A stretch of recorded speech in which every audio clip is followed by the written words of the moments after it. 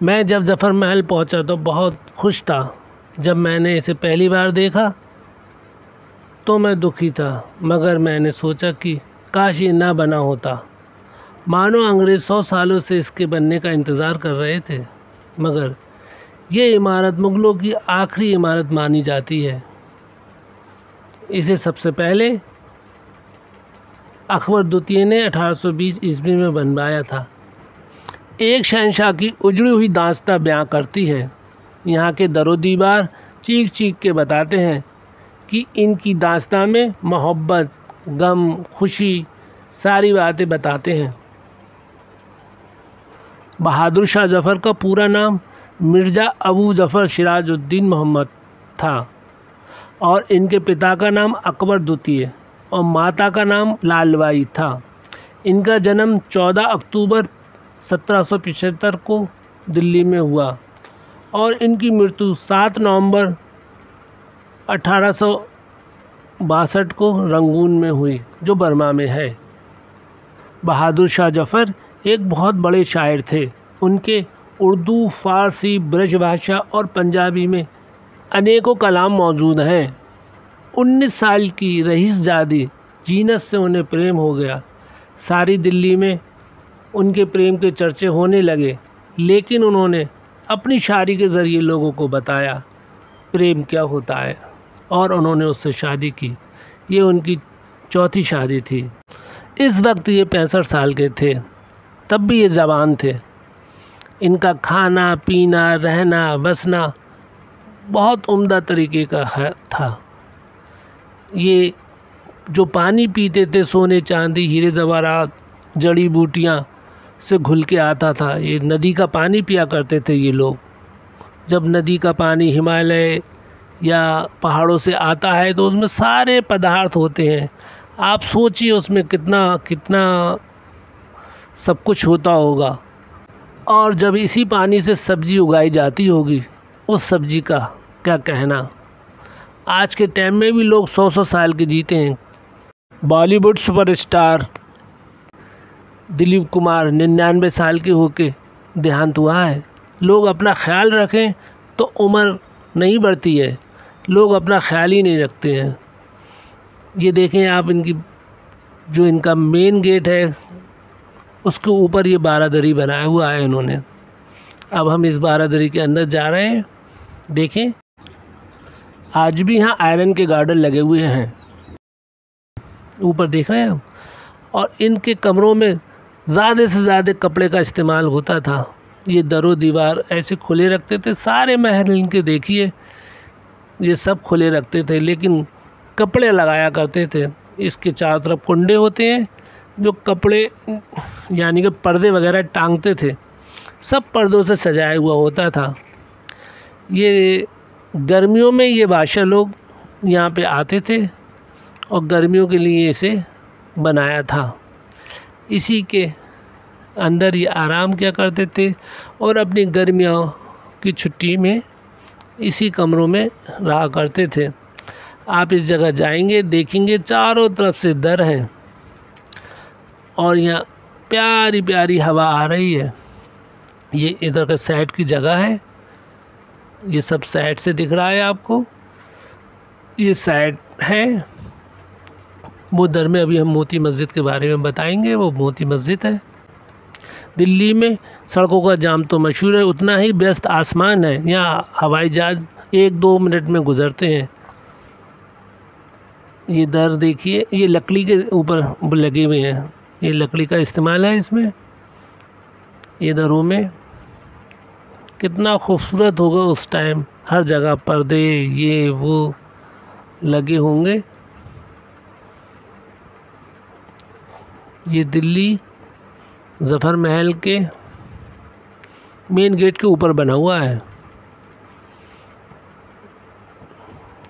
अब आपको ये नीचे जाके ये भी दिखाएंगे। ये हाथी स्टैंड है, यानी कि हाथी यहाँ पे खड़े होते थे, बाद में बताएंगे नीचे जाके।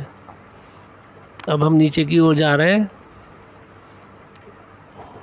1857 कैप्टन विलियम हेडसन लगभग 100 सैनिकों के साथ बहादुर शाह जफ़र को हुमायूं के मकबरे में गिरफ़्तार करने जाता है तो वो इतना डरा हुआ होता है कि वो अपने आप को खंडरों में छुपा लेता है। फिर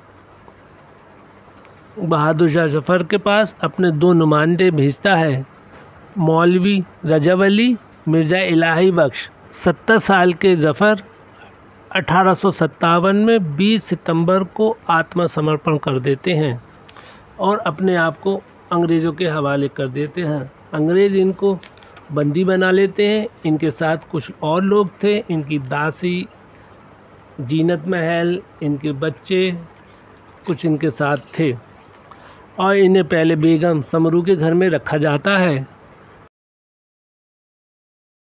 फिर 1857 में इनके पास इनके 12 बेटे जीवित थे, लेकिन इनके बच्चों को अंग्रेज़ों ने नंगा करके तलवारों से, चाकुओं से, बंदूकों से मारा और कुछ बच्चों को तो इन्होंने पेड़ों पे लटका दिया था दरियागंज में, दिल्ली में। लोग इसे देखने आते थे। 4-5 दिन उनकी लाशों को ऐसी टंगा छोड़ दिया था। ये वो क्रांति थी जो हिंदुस्तान की क्रांति थी। इनके बच्चों में 2 बच्चे बचे थे जो जीनत महल के बच्चे थे। इन बच्चों को भी बंदी बना लिया गया था। ये सब शाही कब्रिस्तान है। ये जो कब्रें देख रहे हैं आप, ये शाही कब्रें हैं और ये कब्रें हैं सारी और ये जो संगमरमर का कब्रिस्तान है ये अकबर द्वितीय। अब देखें ये शाही मस्जिद, ये मस्जिद दरगाह कुतुबुद्दीन बख्तियार के काकी के बिल्कुल दीवार से लगी हुई है। ये पूरी मस्जिद संगमरमर की है। ये मस्जिद अभी भी वैसी है जैसी पहले कभी हुआ करती थी, बिल्कुल साफ़ दूध की तरह सफ़ेद। इसके बराबर में एक ये मज़ार है किसी का वो, और ये पूरी देखें आप, ये बिल्कुल साइड से जो है ये दरगाह की दीवार है कुतुबुद्दीन बख्तियार काकी की, ये मोती मस्जिद। और ये मीनार है, 2 मीनार है, एक इधर एक उधर। ये मस्जिद के अंदर का हिस्सा है। मस्जिद में जाने के लिए सीढ़ी पूरी संगमरमर की बनी हुई है।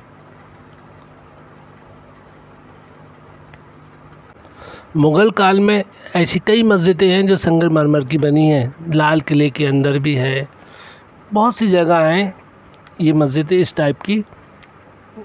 ये मीनार है मस्जिद का, ये कब्रिस्तान, मस्जिद से कब्रिस्तान जाने का रास्ता है। ये सीढ़ियाँ हैं, मस्जिद से जब कब्रिस्तान की तरफ जाएंगे तो ये सीढ़ियाँ हैं। यहाँ पे ये दर हैं सारे वहाँ के। यहाँ पे एक शाही कब्रिस्तान है जिसमें अकबर द्वितीय और कुछ शाही कब्रें हैं। यहाँ पे एक कब्र है जो बहादुर शाह जफ़र ने अपने लिए रखी थी, जो कब्र आज भी इंतज़ार कर रही है उनका, जो यहाँ से 3600 किलोमीटर दूर रंगून में दफन है। एक ऐसा बादशाह जिसके दफन में 2 बेटे और एक काजी था, 3 लोग केवल इनके दफन में थे। आप देखिए इस शहंशाह का नसीब। ये मोती मस्जिद के बराबर में दरगाह है कुतुबुद्दीन बख्तियार काकी की। ये शाही कुछ कब्रें हैं। ये सारा सुनसान इलाका, एक महल को उजड़े हुए देखना, आपकी आंखों में आंसू आ जाएंगे। यहाँ आएंगे, एक ऐसे शहंशाह का महल। यहाँ पे रोज़ सैकड़ों लोगों का आना जाना था इस महल में, लेकिन आज ये महल पूरा सुनसान पड़ा है। इसे ही कहते हैं उजड़ा चमन। ये कब्रिस्तान शहंशाह का कब्र, ये वो शहंशाह है यहाँ पे जो कब्र आज भी उसका इंतज़ार कर रही है। और यहाँ से 3600 किलोमीटर दूर ये बादशाह वहाँ पे सो रहा है। ये कब्र इंतज़ार कर रही है उसका, जाने कब ये हमारा शहंशाह यहाँ आएगा। आप देखें ज़रा इस कबर को, ये खाली पड़ी है आज भी। एक शहंशाह को गिरफ़्तार करके दिल्ली से रंगून ले गए थे बैलगाड़ी से। बैलगाड़ी की स्पीड कुल 5 किमी प्रति घंटा की थी, जो 3600 किलोमीटर का सफ़र एक शहंशाह ने, जो पालकियों में चलने वाला था, बैलगाड़ी पे सफ़र करा। और उस सफ़र को 500, 600, 700 दिनों में पूरा हुआ होगा, अगर 5 की स्पीड से कंटिन्यू चले होंगे। बताइए कितना बड़ा जुल्म था एक शहंशाह के ऊपर। वहाँ ले जाके उनको कैद कर दिया और उसी कैद खाने में उनकी मृत्यु हो गई। वो 86 वर्ष के थे जब उनकी मृत्यु हुई। 86 वर्ष की उम्र उन्होंने अपने मृत्यु में। उनके दफन के बारे में तो हमने बताया आपको। सिर्फ 3 लोग दफन में, शहंशाह के दफन में 3 लोग, 2 बेटे। ये बाहर का पत्थर है, जब आप एंट्री लेंगे तो ये पत्थर मिलेगा आपको, उसके बारे में पढ़ें आप और देखेंगे। ये पत्थर, ये कुछ और लिखा है वहाँ के लिए।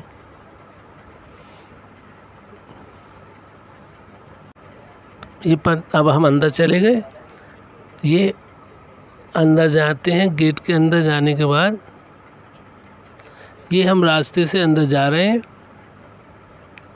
ये रास्ता सीधा हाथी जहाँ खड़े होते थे, घोड़े खड़े होते थे, उस इलाके में जाता है। ये थोड़े से कमरे हैं छोटे छोटे, इसमें कुछ रखा जाता होगा। अब हम वहाँ पहुँच गए जहाँ पे हाथी को रखा जाता था। साइडों से ये थोड़ा से कमरे हैं जो उनके खाने पीने का सामान होता होगा। हाथी आने के बाद सीधा ये जगह पर कर दिया जाता। ये हाथी इस गेट से आते थे और ये छोटे छोटे कमरे हैं साइडों से। आप देखें, ये हाथी के ऊपर से ही सीधा मचान के ऊपर जाके ऊपर चले जाया करते थे। ये मचान है, आप देखें, ये मचान, ऊपर मचान है ये, और ये ऊपर मचान आप देख रहे हैं।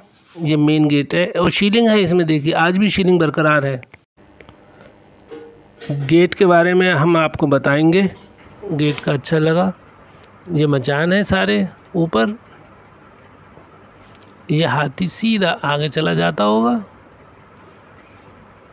ये हम फिर से दोबारा से आपको दिखा रहे हैं। ये हाथी जाने के गेट है। हाथी रहे, घोड़े रहे, जो भी होगा उस टाइम, बग्गी होगी, कुछ भी होगा, तो इसका यहाँ पे खड़े होने की जगह थी। ये छोटे छोटे कमरे थे। ये ऊपर जाने की रास्ता रही होगी। देखें आप, ये देखें, ये भी एक छोटा सा कमरा है। इस कमरे के बराबर से ये रास्ता ऊपर जाता है। ये बारादरी की तरफ ऊपर जाता है। ये एक छोटा सा कमरा ये है। ये देखिए 500 साल पुरानी पेंटिंग आज भी है यहाँ पे। जो पेंटिंग, यहाँ भी कुछ पेंटिंग दिखाई दे रही है आपको। ये पेंटिंग देखिए, ये भी पेंटिंग अभी जीवित है। पूरे मुग़ल काल में कमल के फूल को बहुत माना गया। हर चीज़ में कमल के फूल का इस्तेमाल किया जाता था। ये पेंटिंग है, ये पिलर पे कमल के फूल है। ये कब्जा देगी उस टाइम का, गेट का कब्जा। ये लोहे के कब्जे हैं उस गेट के, इस तरीके के आपको दिख रहे हैं। ये कब्जे हैं, ये गेट है, फुल गेट है, लोहे और लकड़ी से बना हुआ है। ये लोहे की चेन, इस चेन से इसको लॉक कर लेते होंगे, जो आज भी मौजूद है। ये लॉक हो गया, ये चेन लॉक है। ये देखें आप, लकड़ी को कीलों से इस तरीके से जड़ा गया है। एक कब्जा नीचे, ये छोटा गेट, ये फुल गेट देखें आप, पूरा लकड़ी और लोहे से कीलों से इसको जड़ा गया है। मोटे मोटे तख्ते इसमें इस्तेमाल किए गए हैं। अब हम बाहर की तरफ जा रहे हैं। ये इस साइड का कुंडा है। ये नीचे का है जिसको चूल बोलते हैं, एक नीचे है एक ऊपर है, जिस पे पूरा गेट घूमता है। एक इस साइड से है। ये किसी ने लिख दिया है यहाँ पे। ये बैठने की जगह है, जो यहाँ के चौकीदार वगैरह कुछ रह रहे होंगे उसके बैठने की जगह है। ये बराबर में एक कब्रिस्तान और है, गेट के बिल्कुल बराबर में कब्रिस्तान है। इसमें भी कुछ कब्रें हैं, कुछ इधर हैं कुछ इधर हैं, कब्रें हैं। ये फिर आ गया गेट पे फिर कमल के फूल, केरी का डिज़ाइन दिया हुआ है पूरे गेट पे। इस गेट के, ये कमल का फूल फिर से देखिए आप, ये फुल व्यू देखें आप उसका गेट का। जय हिंद।